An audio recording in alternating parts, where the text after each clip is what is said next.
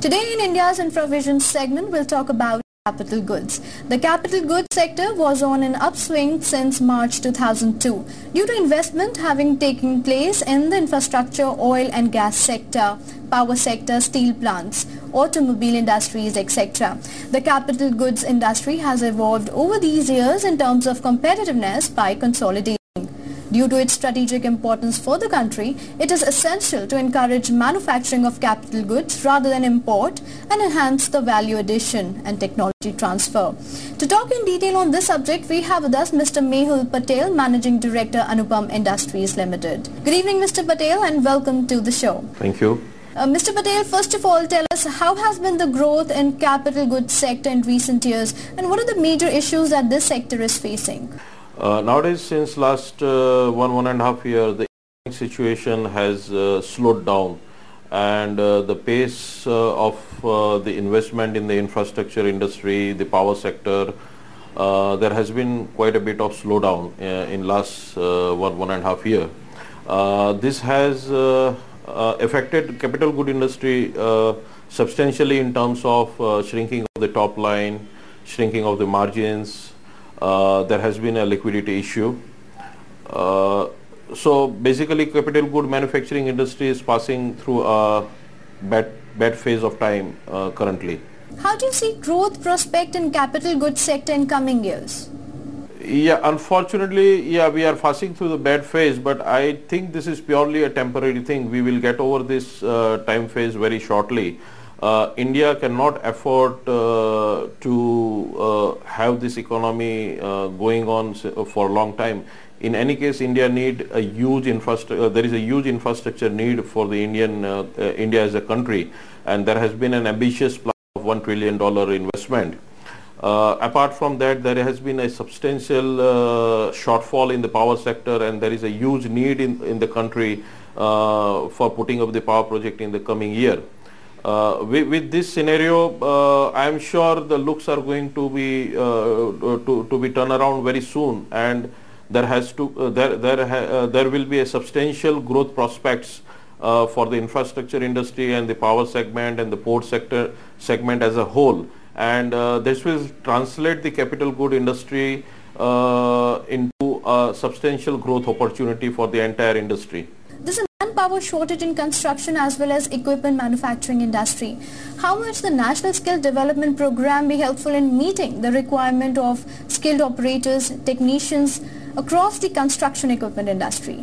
Yeah, there has been quite a big shortfall in this skills at the technician level and operator level within the industry.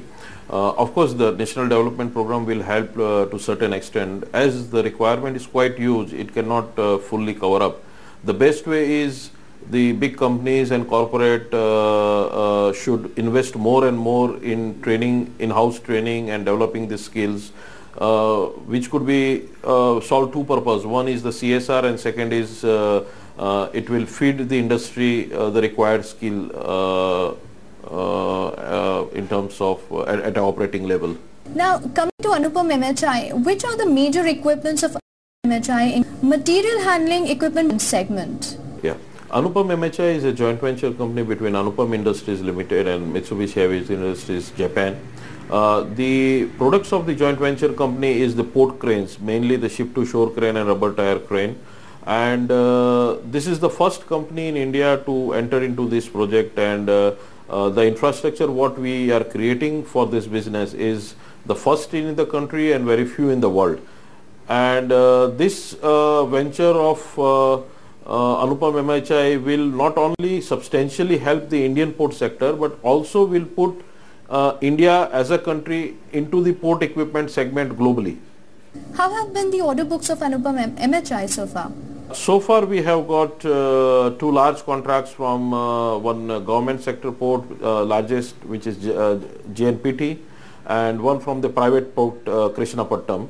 The total order worth is around 300 crore, and we are expecting another 400-500 crore orders which are in pipeline.